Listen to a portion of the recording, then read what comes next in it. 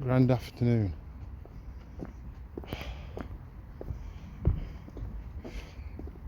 True Brit news. I'm staying on that one today, but it is connected to why somebody needed me to be wrong, dumb and stupid. Why some wasps in particular needed me to be dumb, wrong and stupid. So in this cast I want to talk about the out of America theory as opposed to the out of Africa theory as the origins of humanity. I want to talk about out of America theory and my reasons for dealing with that, or considering that theory. And it goes like this. Part of it actually, the origins of humanity coming out of America, and that's a lot of it's to do with recent research. What kind of research are we talking about? The genealogical research, the DNA science and research, the anthropological and archaeological evidence to support the increasing evidence that's coming out to support an out of America theory. A little while ago, about a year ago I think, might have been the last time I mentioned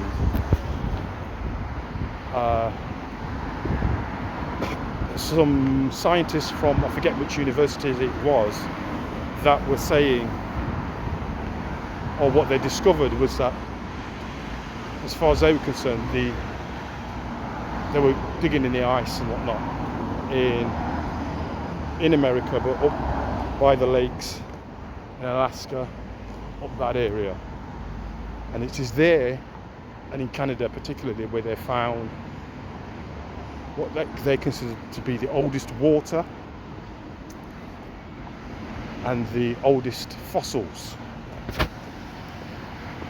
Water's quite important for that. It's the oldest water that they found on Earth, or the water that's in Canada, some of the oldest, is the oldest on Earth that they found so far. Also, they are making discoveries about the Grand Canyon, within the Grand Canyon, finding artifacts,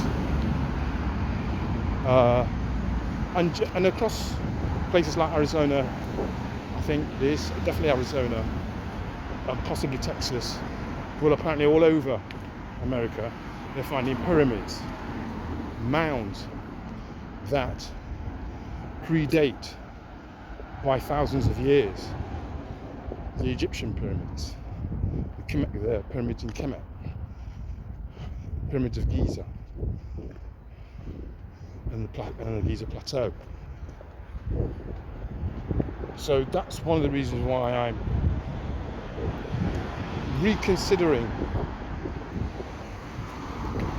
and I'm going to see if I can put some of the evidences that I have for what it is that I'm saying, provide some of the as much as the information that I've come across, put to one side and now revisiting. So I'm going to put that out there. Let's see. Anyway. So those are the kind of they're the three main bits that I might be using, and maybe talking about the genealogies as well. I'm also going, if I get the time, I'm going to put up some information that I came across ages ago, and I thought, nah, that's ridiculous. Yeah, I didn't think it was ridiculous. I just thought it was a bit far-fetched, and that was in regards to the Yoruba group of people, Igbo tribes, some of who, and I think Igbo comes from Nigeria, and Yoruba, maybe Ghanaian, I think, something like that. It's in that part of North West Africa. Okay. The information that I had suggested that the Yoruba tradition and culture is actually British in nature. Similarly with Ghana as well, a lot of their culture resembles that of how life and living is in the Americas for quite some time, and in the Caribbean, right? Americas and the Caribbean. I say this in some ways to qualify or to make sense of the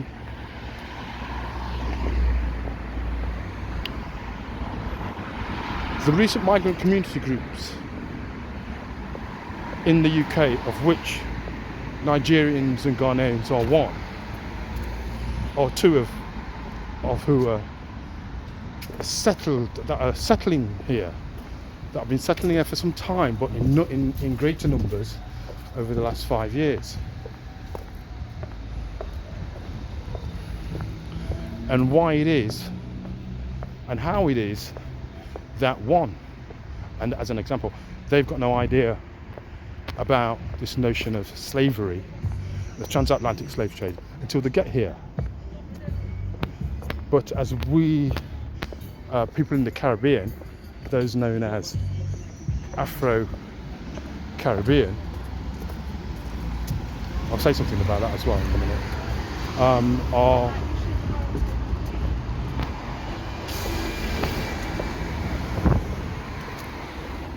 seem to hold a great deal of reverence for us, insofar as they consider us, people from the Caribbean that is, Jamaicans in particular, as arrogant, as lazy, as misogynistic, as not to be trusted, not to engage with. I've said this in previous posts as well, but I think that's what where does this come from? And none of it makes sense. Where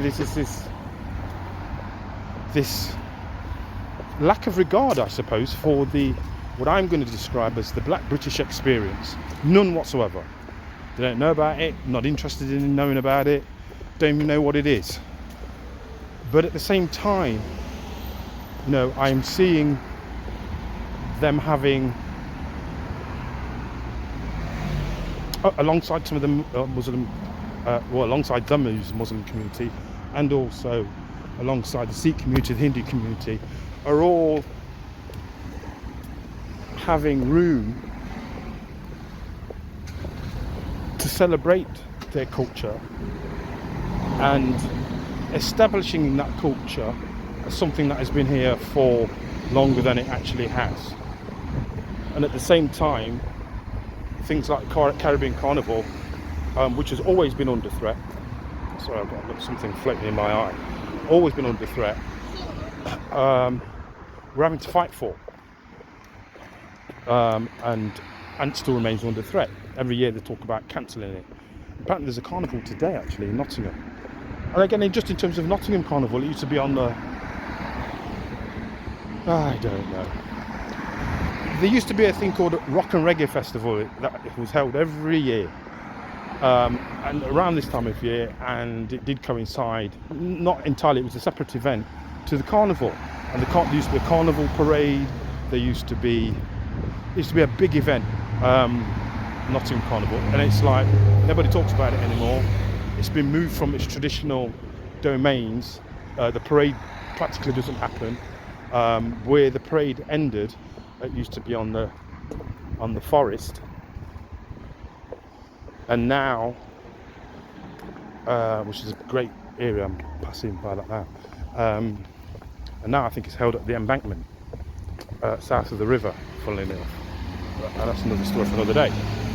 So I'm saying this as a rationale for why it is that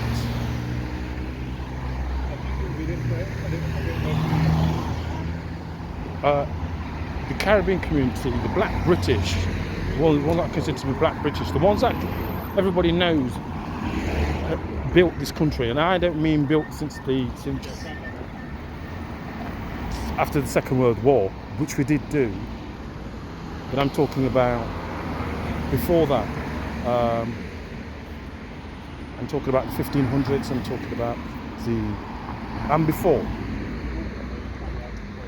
But for now, just to talk about the post-war people that came in from the colonized Americas, I suppose, the Caribbean, at that time known as the West Indies, because that's what Columbus was looking for, was looking for India, apparently. I don't believe he was looking for India, because he would have known where India was. India didn't exist, so how can he be looking for something that didn't exist, if that makes sense? Because at the time of Columbus doing this thing in 1400s, that place that now is known as India, Pakistan, etc., was known as Hindustan, all of it. So they were very well aware of Hindustan. India hadn't been created yet, because that didn't come about until I think about 1940, after the Second World War, I believe, actually, about 1947. Quite probably. There's a lot of things went on, straight after 1945 and 1946. At the moment, they're commemorating the 80 years of since the dropping of the two bombs on Japan, Hiroshima and Nagasaki. And that's also got me thinking as well. I'm thinking, but that's about something else, about the mentality to drop bombs on people and kill them all off. And I think we're going to hear more about what that was really all about. I mean, it was an horrendous humanitarian or assault on mankind for me. That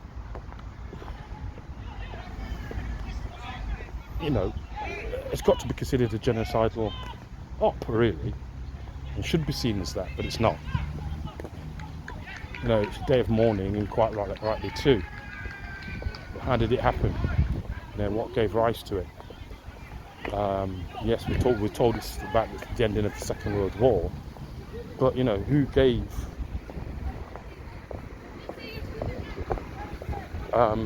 authority for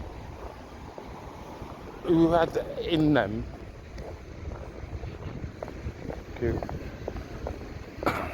I'm going across some zebra crossings from quite. I've got to keep the wits about, mate. I'll have, mate. Not so much the authority, but what was going on in the mind of the creators of that device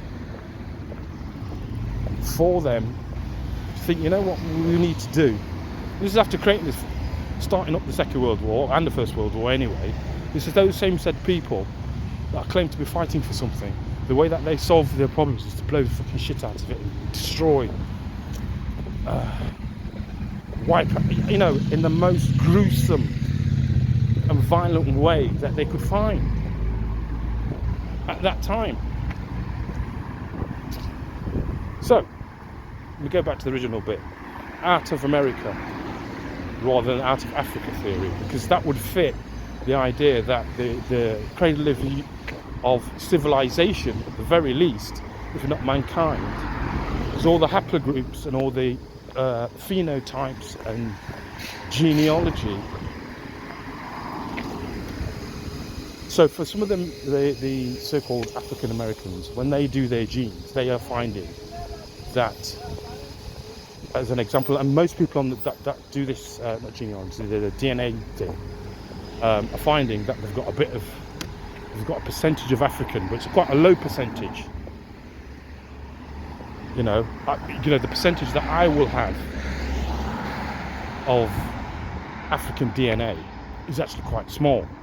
I'm not checked it out particularly, but from the people that I know that of Caribbean descent, I've found that they've got not the proportions of African blood that they think that they should have, and they've got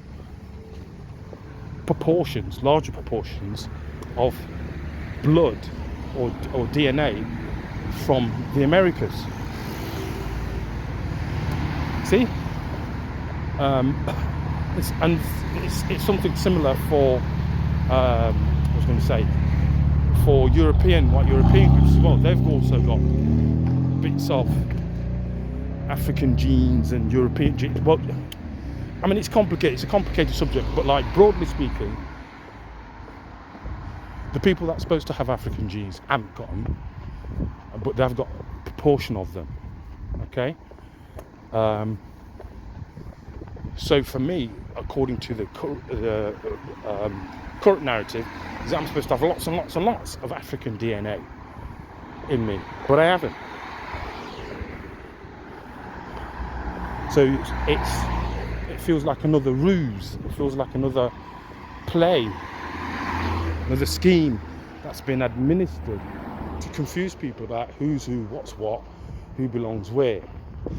And now the truth's starting to come out a little bit, or it's been re-examined at the very least. It's been challenged, some of the narratives, in the face of science and further, deeper research, and through whistleblowing as well. There's a lot of lecturers that are coming out, lots of leaders from around the world, past leaders and politicians, are now speaking up about what they know to be the true walk of man upon this planet.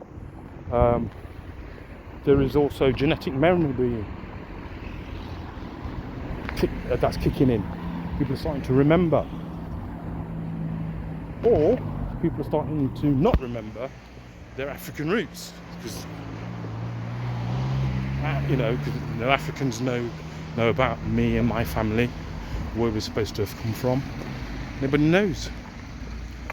Nobody can tell me which village or which part of Africa, which tribe, whatever. Nobody's able to sort of say it. There's no memory of that within my family genealogy, going back to the 1700s, just in terms of a living memory. There's no talk of this, and there is none of it within the Caribbean community, full stop. We're just regurgitating what it is that we've been told. So I'm intending to say more about this next time. And until then, may your ERP and your spirituality remain strong. I'm gone.